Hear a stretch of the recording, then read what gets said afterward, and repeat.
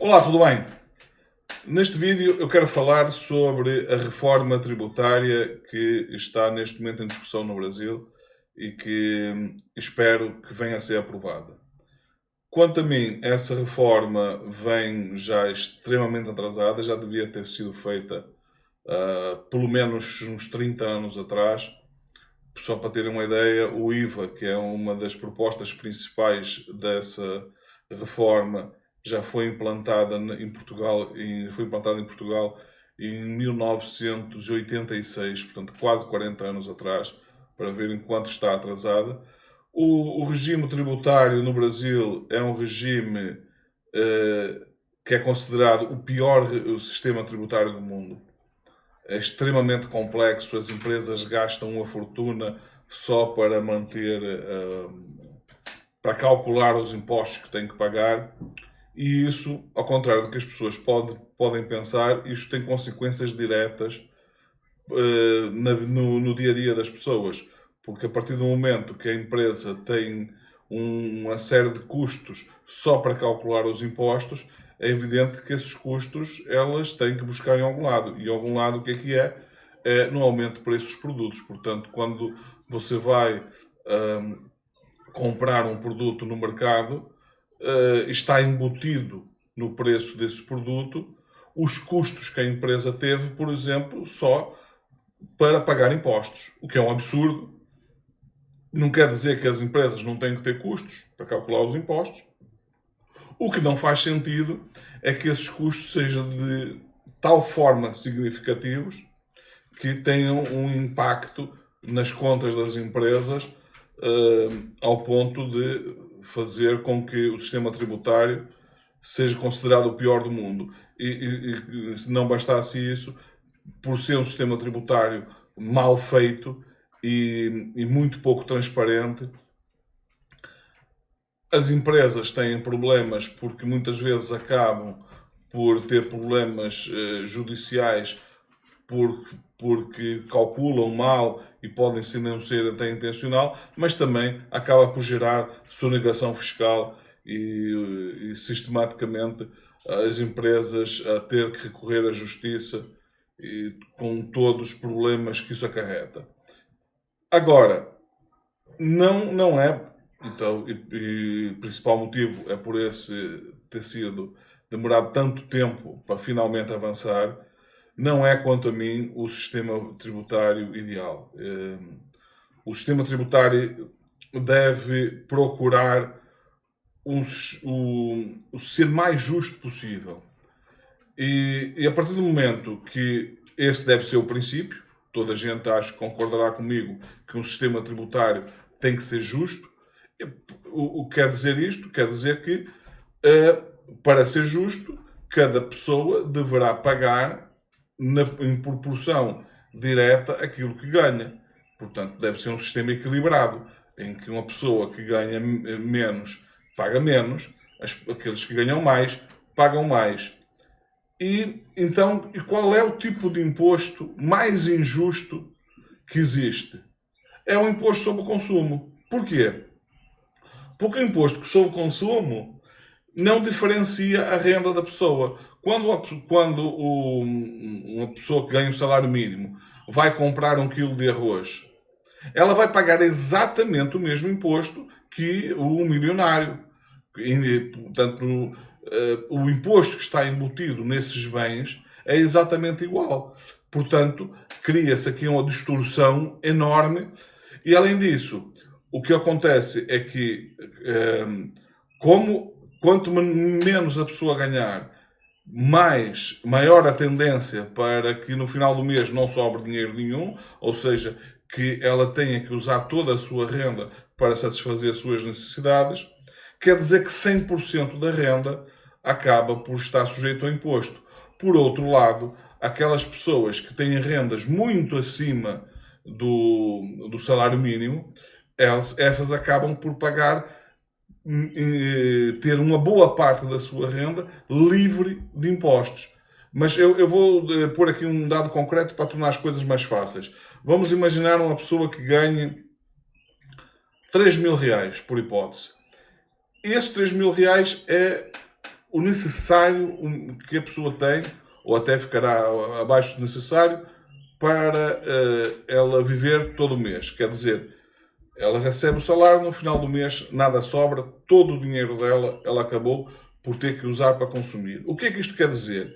Quer dizer que essa pessoa está sujeita à tributação no momento que recebe o seu salário, porque parte do seu salário é logo retido na fonte como, do imposto de renda, e depois daquilo que sobra, ela ainda vai ter 100% da sua renda sujeita a imposto, porque sempre que ela vai efetuar a compra, ela vai estar a pagar imposto. Por outro lado, se essa pessoa tivesse uma renda, vamos supor, de 100 mil reais e que gastasse, vamos supor, 20 mil reais por mês, é evidente que em termos de valores absolutos, a pessoa que ganha 100 mil está a pagar mais imposto. Porque vai, até em termos de consumo, consome muito mais e, portanto, paga mais imposto. Acontece que, em relação ao todo que ela recebeu, que foi 100 mil, 80 mil, ou seja, 80%, ela vai poder transformar em poupança. Ela não vai gastar. Ao não gastar, esse dinheiro não está sujeito a imposto. Mas mais do que isso, essa pessoa vai poder usar esse dinheiro, por exemplo, para comprar títulos de dívida pública.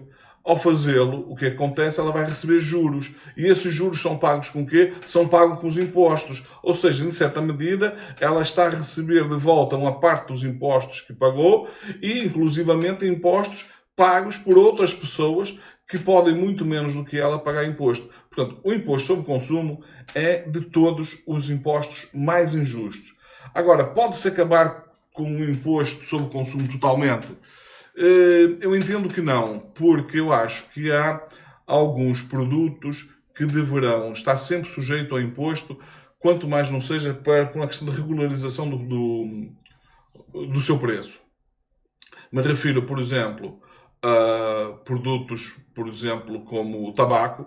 O tabaco tem que ter um imposto e tem que ser um imposto bastante forte. E assim como as bebidas alcoólicas, sobretudo as destiladas, mas também os refrigerantes, porque também é um tipo de alimento, se é que se pode chamar de alimento isso, que é prejudicial à saúde. É mais açúcar e água do que outra coisa.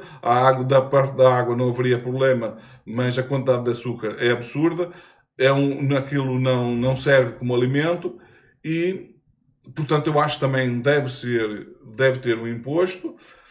E depois, além, por exemplo, dos combustíveis fósseis, porque se o objetivo é caminhar para o fim dos combustíveis fósseis, é importante que haja um imposto sobre os combustíveis fósseis para motivar a mudança para fontes renováveis e menos poluentes de energia.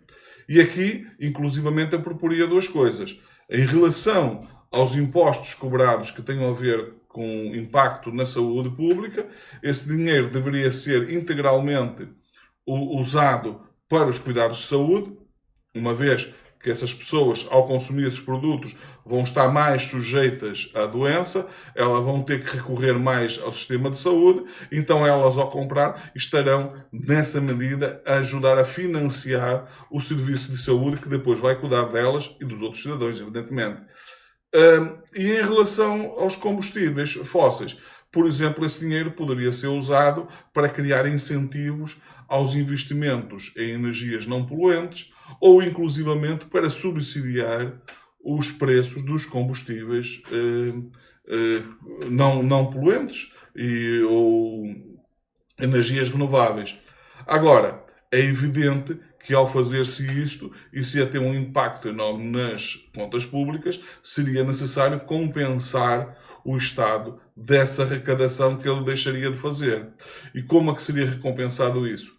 Fazendo incidir os impostos sobre dois setores: o consumo, a renda e a riqueza. Há um outro imposto ainda que eu incluiria, que me passou em relação ao primeiro, que seriam os impostos sobre os produtos importados. E aqui eu digo claramente, o objetivo aqui seria mesmo a proteção do mercado interno.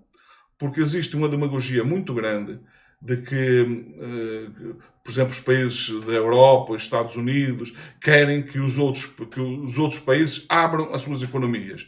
Sendo que é muito fácil pedir para os outros abrir as economias, quando eu mantive a minha economia fechada, até atingir o grau de desenvolvimento e de competitividade que agora, para mim, é importante que os outros tenham a sua economia aberta para poder vender os meus produtos. Nenhum país com essa política conseguiu se desenvolver, desenvolver a sua indústria. Eu dou o exemplo de um dos casos, que é um dos casos mais evidentes, que foi o que ocorreu, por exemplo, com a Coreia do Sul, que há uns 50 anos atrás era um país pobre e que, quando apostou no desenvolvimento, no progresso, a primeira coisa que fez foi apostar na produção interna, fechar o seu mercado o máximo que pôde em relação aos importados. A partir do momento que se começa a desenvolver, a economia começa a desenvolver, começa a produzir produtos de valor acrescentado, produtos de alto valor, então aí ela já começa a abrir a sua economia. Porquê? Porque a partir daí, quem quisesse exportar para a Coreia ia ter dificuldade porque ia encontrar uma economia forte, uma economia competitiva, e agora, claro que os coreanos eles também lutam no sentido de que os outros abram a sua economia. Porquê? Porque eles estão preparados para competir com as economias desses países. Portanto, eu entendo que os impostos sobre as importações devem ser usados para isso, para defender a indústria nacional, mas não é defendê-la no sentido de manter a indústria de tal forma protegida que ela não se desenvolva. Não. É passar uma mensagem clara para as indústrias nacionais. Nós vamos dar-vos um prazo para vocês se desenvolver. Vamos dar-vos todas as condições. Vocês vão ter um mercado onde vão poder, que vai garantir a compra dos vossos produtos. Vamos vos dar apoio a nível de desenvolvimento tecnológico, inclusivamente com parcerias com universidades e tudo isto, parcerias inclusivamente com outras empresas estrangeiras que venham para o país, e a partir do momento então que esse prazo acabou, vocês já até atingiram o grau de desenvolvimento necessário, então a partir daí vamos começar a abrir a economia exatamente como fizeram os outros países do mundo. Depois, agora retomando o ponto em que eu estava, em relação aos impostos sobre a renda, eu então ia incidir os impostos sobretudo sobre a renda e sobre a riqueza. De que forma? Em relação à renda, é relativamente fácil, um escalão de imposto crescente em função da renda. Quanto maior a renda, maior o escalão de imposto que a pessoa estará sujeita a pagar. E em relação à riqueza, a criar um imposto sobre a herança em que a pessoa, portanto, ao transmitir a sua herança para os seus descendentes, isso esteja sujeito a um imposto que seja proporcional também à riqueza. Sendo que, por exemplo, até um valor, vamos supor, de 5 milhões, 10 milhões de reais seria considerado isento, por isso não seria considerada uma fortuna suficiente para estar sujeito a imposto, mas a partir daí haver um imposto crescente. Algumas pessoas dirão, mas isso não resolve porque o empresário ou o detentor dessas fortunas poderia, por exemplo, em vez de distribuir a sua herança ao final da vida ou de uma vez só, poderia fazer ao longo do tempo. Ora, e pelo contrário, isso até facilitaria as coisas. Porquê? Porque a partir do momento que ele faz a transferência desse valor para os seus descendentes, isso gera automaticamente uma renda para o seu descendente nesse ano, que estaria sujeito automaticamente a imposto. Portanto, e isto ia representar, iria haver uma compensação bastante significativa daquilo que o Estado deixaria de arrecadar com os consumos, com aquilo que passaria a arrecadar com a renda. Dessa forma, o que é que ia acontecer? O imposto ia ser efetivamente proporcional. Cada pessoa iria pagar o imposto em função daquilo que ganha. A que mais ganha, mais paga. A que tem mais riqueza, mais paga. As que ganham menos e têm menos riqueza, menos pagam. Ou até, no caso, até um determinado valor de riqueza, digamos assim, estaria essa riqueza livre de impostos. Haveria o imposto sobre a renda, mas sempre proporcional, havendo, evidentemente, um escalão de isenção para o caso daquelas pessoas cuja renda é de tal forma pequena que não lhes garante o mínimo de sobrevivência. Não faz sentido eu estar a obrigar uma pessoa a pagar imposto, sendo que a renda dela mal dá para ela garantir a sua subsistência. Repara o que é que isto ia fazer. Ia fazer com que uma parte da sociedade estivesse 100% livre de impostos. Não pagam imposto sobre consumo. Com isso, o preço dos produtos tenderia a cair de forma significativa. E como não paga também imposto sobre a renda, porque não tem renda suficiente para estar sujeito a imposto, essas pessoas estariam 100% isentas de impostos. E isto o que é que ia fazer? Ia fazer com que essas pessoas iam ter mais disponibilidade para consumir. Portanto, se aquilo que ela deixaria de pagar de imposto diretamente pelo seu consumo, outros passariam a pagar. De que forma? A partir do momento que aumenta o consumo, essa pessoa não vai ganhar mais, mas as empresas que vendem esses produtos lucram mais. Ao lucrar mais, vão pagar mais impostos. E outra coisa que eu faria era em relação aos impostos empresariais. Em relação às empresas, é algo também que tem que ser alterado, até por um fenómeno que está a acontecer e está a acelerar, que é cada vez as empresas necessitam menos de mão de obra.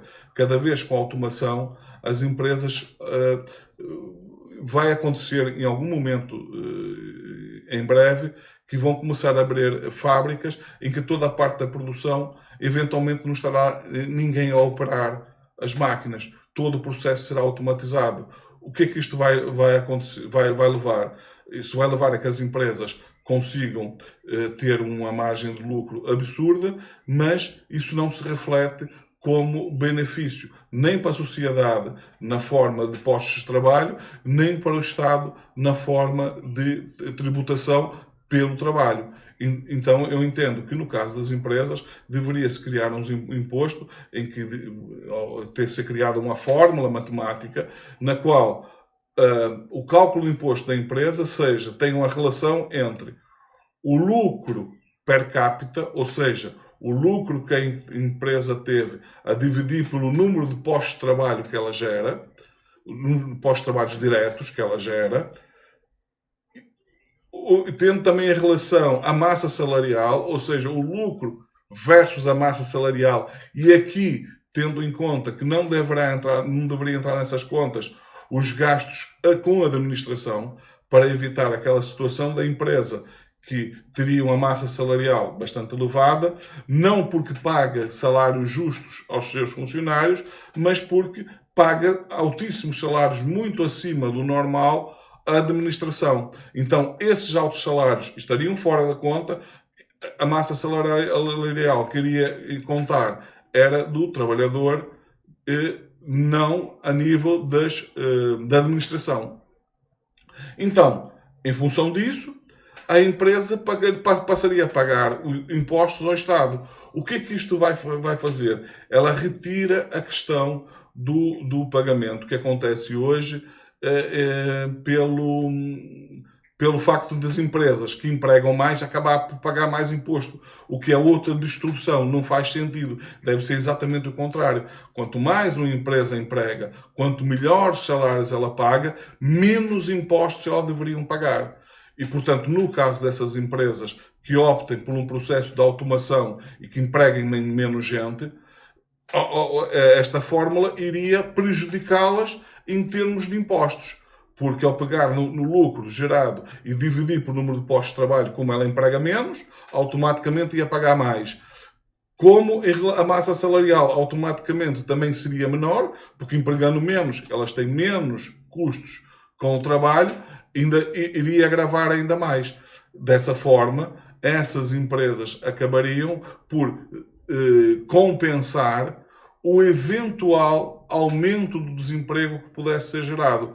Dessa forma, o Estado, por exemplo, poderia usar este aumento de arrecadação para criar uma renda base, uma renda mínima, e que eu entendo que em algum momento vai ter que se avançar para a renda mínima universal, e que consiste no seguinte: a cada pessoa e cada família deveria ser atribuída uma renda mínima que ela precisa para sobreviver. Só que não só as pessoas que não têm empregos deveriam receber toda a gente. Então, se eu tenho um emprego, por exemplo, em que eu ganho 1.000 reais, e se a renda mínima é, por exemplo, de 1.000 reais, eu passo a receber 1.000 do meu trabalho, mais 1.000 dessa renda mínima. Mas se eu ganho 10.000, eu ganho 10.000 mais os 1.000. Ou seja, toda a gente teria esse valor mínimo, que seria toda a gente ganharia. Isto iria, inclusivamente, levar a um aumento da quantidade de dinheiro em circulação, iria ajudar a dinamizar a economia, aumentar o consumo. Com o aumento do consumo havia necessidade de mais empresas, de produzir mais produtos e mais quantidade, e, portanto, toda a economia crescia. E com uma vantagem: iria ter um impacto extremamente forte na redução da desigualdade. Porque ao longo do tempo o que é que ia acontecer é que as pessoas de classes sociais mais baixas iam começar a ascender socialmente, as de classe média iriam também ascender, e íamos chegar a um ponto em que iríamos ter uma economia muito mais saudável, eventualmente. Aliás, não, eu ia dizer que é com menos pessoas com grandes fortunas, mas provavelmente não. Iria até aumentar o número de pessoas com mais fortuna por uma questão muito simples.